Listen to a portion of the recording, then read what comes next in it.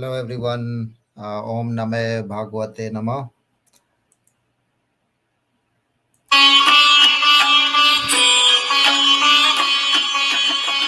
Om Purnamada Purnamidam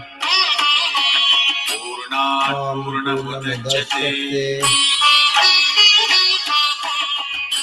Om Purnamidam Purnamidam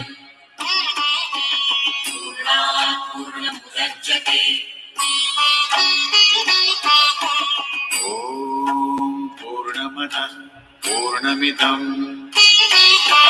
Purnat Purnamudachyate Om Purnamada Purnamidam Purnamudachyate Purnasya Purnamadaya Purnamevavasishyate Purnasya Purnamadaya Purnamevavasishyate Purnasya Purnamadaya Purnamevavasishyate Purnasya Purnamadaya Purnamevavasishyate Om Shanti Shanti Shanti Shanti Shanti Shanti Shanti Shanti Shanti Om Shanti Shanti Shanti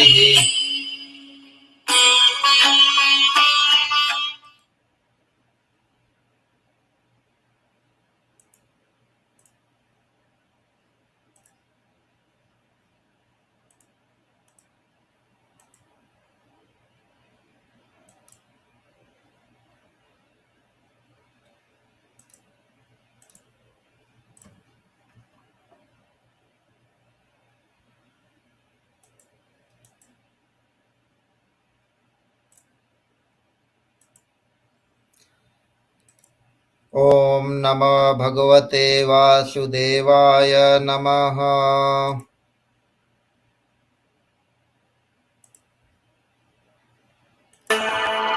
Janmadyasya yatonvayat itarataschaर्थेष्वभिज्ञस्वराट् तेने ब्रह्म हृदाय आदिकवये मुह्यन्ति यत्सूरयः तेजो वारिमृदा यथा विनिमयो यत्र त्रिसर्गो मृषा धाम्नास्तेन सदा निरस्तकुहकं सत्यं परं धीमहि कर्म प्रोज्झितकैतवोऽत्र परमो निर्मत्सराणां सताय चार्ते भवते. One more time. Om Namo Bhagavate Vasudevaya Namaha. Vasudevaya Namaha.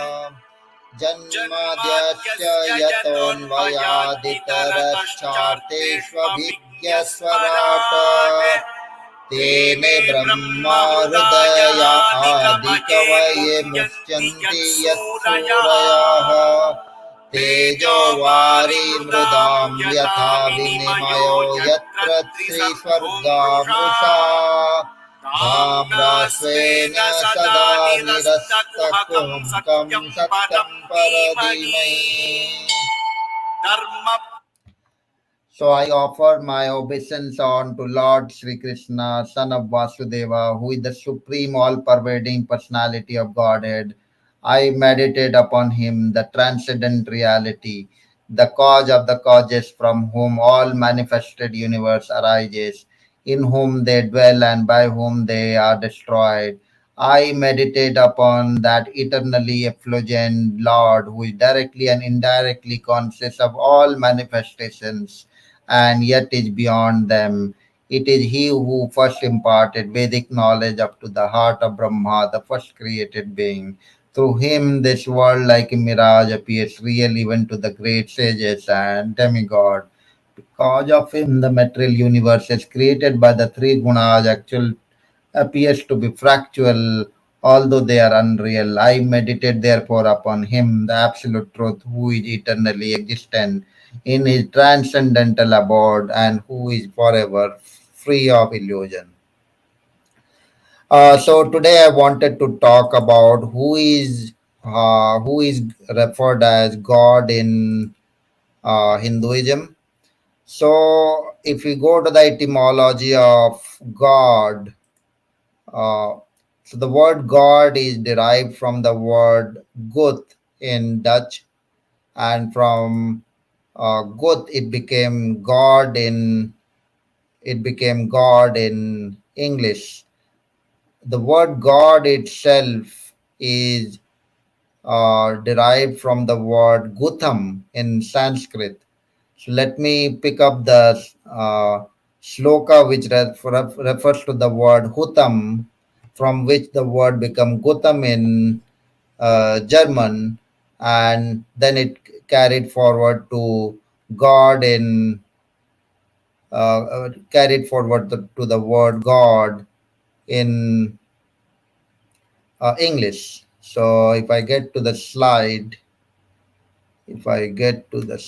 one second. Okay. So, in so what is the God we are talking? So the word God is the in Hinduism, the God is actually a transcendent reality called Brahman, the ultimate reality, which manifested itself as the various subform of divinity that we call as God, and Bhagwan is just one of them, from which the word God that we use in literal sense is used. So let me go to the word, to the exact word from which it is derived. Okay. So let me go to this slok. This is the slok 4, chapter 421, when Bhagwan Sri Krishna uh, talks to Arjuna. Brahman Pranam Brahma Havir. Brahma Pranam Brahma Havir. Brahmana Gau Brahmana Hutam. See, this is the word Hutam. This from ब्रह्मौतेन गन्तव्यं ब्रह्मार्कर्म समाधिना. So for those who are completely absorbed in God consciousness, the oblation is Brahman, the ladle with which it is offered is Brahman, the act of offering is Brahman, and the sacrificial fire is also Brahman. So basically, Hutam, this word is the invocation of the word Bhagwan, invocation for the supreme transcendent reality, Brahman, which is a limited form used in the yajna that we invoke. So this limited divinity form went through the Germans as Gotham, and then it became Hotham. So, so what are the other forms? So this Christianity took it. The Christianity they took this word from German to Dutch to English. That is the word describing God in Christianity. Now, what is this word Bhagwan then, which is being referred in this slok 424? So Bhagwan is basically anything. Uh, Let me go to the slide. Let us see what is the meaning of the word Bhagwan. Yes. So if you go to Vishnu Puran, Bhagwan is someone, it is he who understands the creation and dissolutions, the appearance and disappearance of being, the wisdom and ignorance is called Bhagwan in Vishnu Puran. So it has six attributes. The word Bhag is basically derived based on six attributes. Anyone that embodies these six attributes can be called as a Bhagwan. Aishwarya means absolute lordship. Virya means absolute potency. Yat, yat, yat, yagyas, meaning absolute fame. Shri, absolute wealth. Jnana, absolute knowledge. Vairagya, absolute dispassion. So anyone who is endowed with such bhag is called Bhagwan.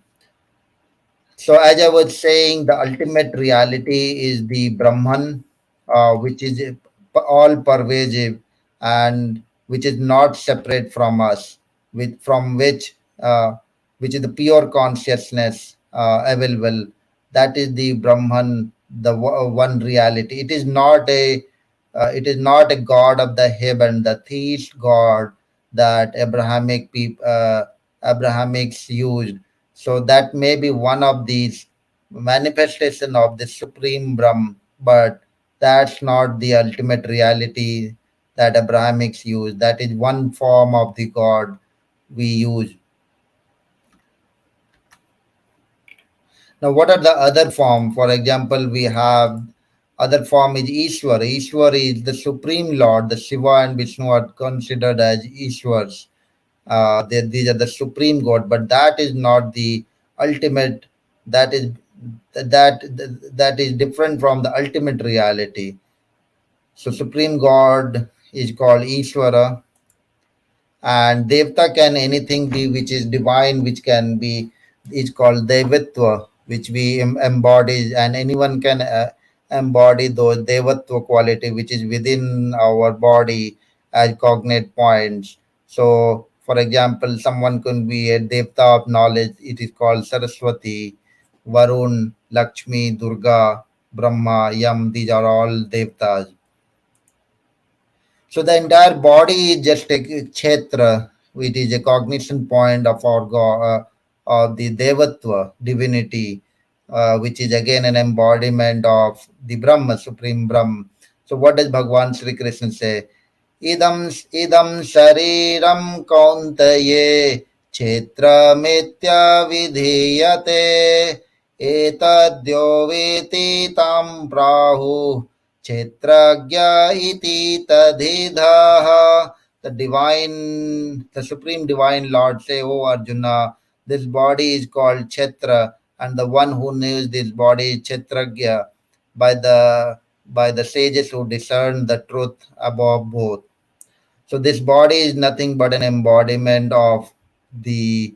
embodiment of the Devtas, and we can all become we can embody those devatva qualities. And then there is another called Paramatma. Paramatma is the supreme. The Paramatma resides again in in ourselves. That is the supreme which watches, which witnesses this Atman. So every individual has a Paramatma. And so this is what Bhagwan Sri Krishna says, that the within the body resides the supreme God. He's said to be the witness, the permitter, the supporter, transcendent enjoyer of the ultimate controller, and Paramatma and the Padma. This is what chapter 13:23 talks about the Paramatma. उपद्रष्टानुमन्ता च भर्ता भोक्ता महेश्वरः परमात्मेति चाप्युक्तो देहस्मिन् पुरुष परः. Within the body also resides the Supreme Lord. He is said to be the witness, the permitter, the supporter, transcendental enjoyer, and the ultimate controller. So with this,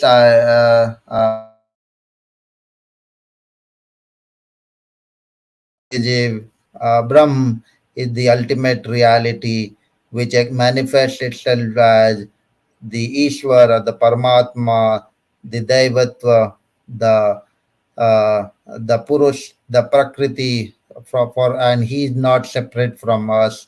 So this is the pure consciousness that we are talking. And to understand consciousness, we have to understand the level of awareness. It starts, so where it is called Satchitanand. Sat means the existence, Chit means the awareness, the consciousness, Anand means the blissfulness. So what is the chit we are talking about, the consciousness we are talking about? So if one becomes aware of this body, if one is if one becomes aware of this body and is pleasant, feels pleasant about it, then he's healthy.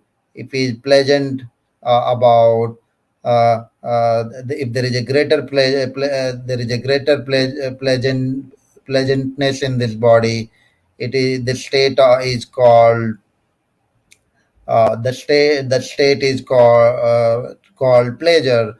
Similarly, if there is a pleasantness of the mind, it is called peace. If there is a greater pleasantness of the mind, it is called joy. If there is a awareness and pleasant, if there is an awareness for the pleasantness of the life energy, it is called the chit. And if we are aware of this life energy all around us, then it calls Sachitanand. So that's the supreme, and it can be all achieved. It can all be achieved by just being a witness of it. Uh, so by just being experiencing it. So that is the Sachitanand, the pure consciousness we are talking about, just being aware. So we are not talking about some belief of the heaven where a god resides.